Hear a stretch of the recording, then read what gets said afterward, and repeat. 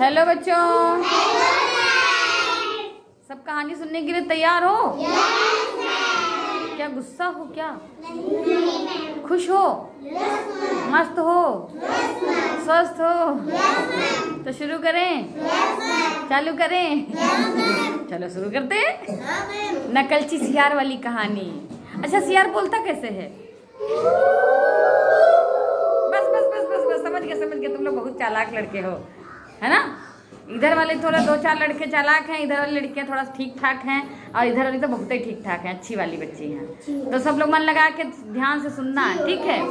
चलिए सुनते हैं। एक जो है जंगल था खूब बड़ा सा। उस जंगल में खूब बड़ा सा एक पेड़ था। उसी पेड़ के बगल में एक सूखा सूखा पेड़ लगा था। भैया उस दिन आंधी चलने लगी। कैसे आंधी चलती है?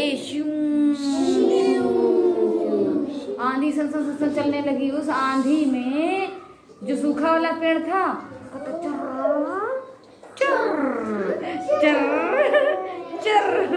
आंधी में पेड़ होने लगा चर चर। उसके नीचे बैठा था एक सियार। बैठा था सियार जो क्या बोलता, की हुआ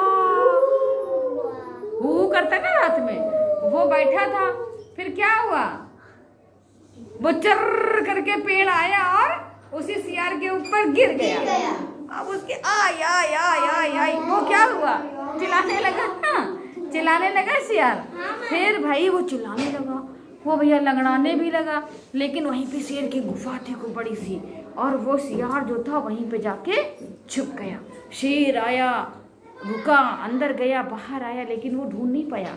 वो सोचे कुछ बदबू तो आ रही है, लेकिन वो सूंघ ही नहीं पाया। वो चुप्पे दुक्का बैठा रहा। आंधी खत्म हो गई।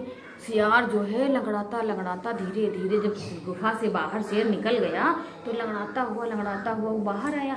बाहर उसको कुछ ना दिखा। उसका बहुत तेज से दर्द कर रहा था। सोचा कि बड़ी तो भूख लगी है, दर्द तो अलग है, भूख तो पहले मिटाए, पेट तो उसका भूखा कुछ के।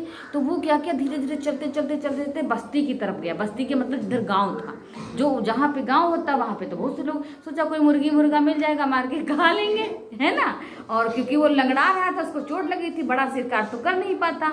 तो भाई जब गांव की तरफ गया तो वहां पे बच्चे खेल रहे थे। बच्चों ने जो है उसको दौड़ाया, कहा अरे सियार आया सियार आया। तो तू करके दो चार कुत्ते भी बुला लिए बच्चों ने। अब कुत्ते आ गए भैया, कुत्ते उसको दौड़ाने लगे पीछे, भाव भाव भाव भाव भाव करते करते कुत्ते उसके पीछे दौड़ने लगे।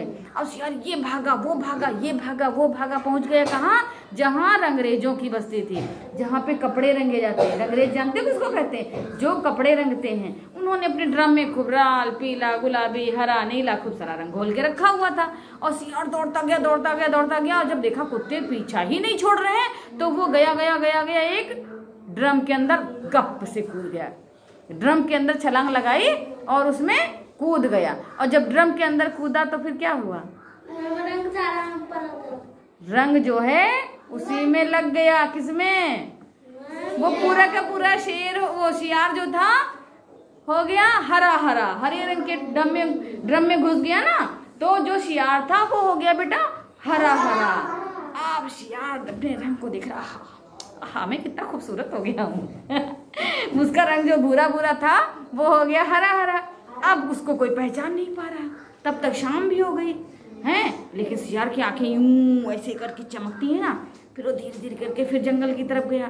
जंगल की तरफ गया जब, तो भैया वो विचित्र तरीके से दिख रहा है ना, बिल्कुल हरा हरा। तो सारे जानवर जो कहते, अरे महाराज जी नमस्कार, महाराज जी प्रणाम। अब सियार जो था, आहा मैं तो बहुत मस्त लग रहा है, ये सब मेरे तो इज्जत कर रहे हैं बहुत अच्छी सी। अब भैया उसके मन में एक सियार होता बड़ा जुगाड़ू है, समझदार भी होता है, चालाक भी होता है, हैं? तो उसने जो है सोचा क्यों ना मैं इस हरे रंग का फायदा उठाऊं। तब तक जो एक हाथी आया, उसने कहा महाराज जी प्रणाम। कहा प्रणाम, लेकिन आप कौन हैं? कि मुझे जो है ईश्वर ने दिव्य संदेश सुनाने के लिए जंगल में भेजा है। कहा कि अच्छा, अब मैं अपने महाराज को बुला लाऊं? हाथी बोला, तब दिव्य संदेश सुनाना। तो वो जो है हाथी यूं सूंड उठाता हुआ गया, अरे महाराज महाराज यहाँ आइए, ये देखिए दिव्य संदेश सुनाने के लिए कोई दिव्य मतलब जानवर है, एक बढ़िया प्रकट हुआ है, देखो ये कौन है। तो भाई वो भी आए, अरे महाराज प्रणाम। उन्होंने भी प्रणाम किया। किसने किया? जो जंगल के सम्राट शेर महाराज ने भी ऐसे करके प्रणाम किया। सुनिए बच्चों कहानी इधर ध्यान से। तो प्रणाम किया तो क्या हुआ? अब सियार कह रहा, अरे वाह, जंगल का राजा और मुझे प्रणाम कर रहा, इसका तो मुझे फायदा उठाना चाहिए।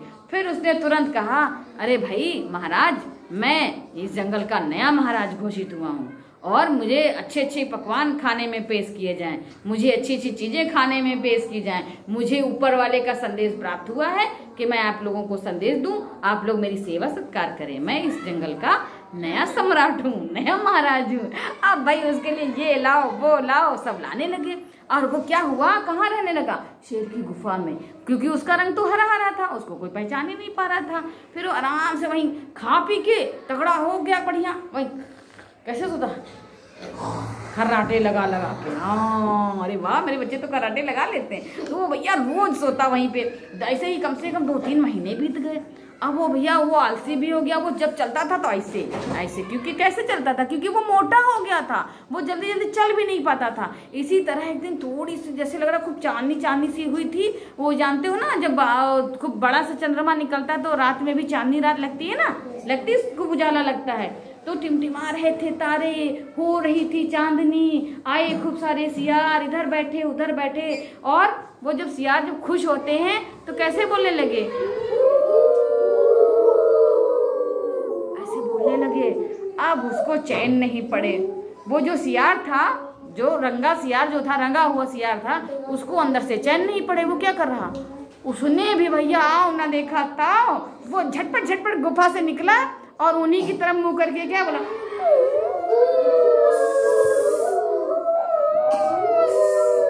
अब भैया शेर महाराज ने कहा, अच्छा रही जाओ, तुम्हारी खबर लेते हैं। उन्होंने कहा, उठाया एक डंडा वहां से दे मारा उसके ऊपर।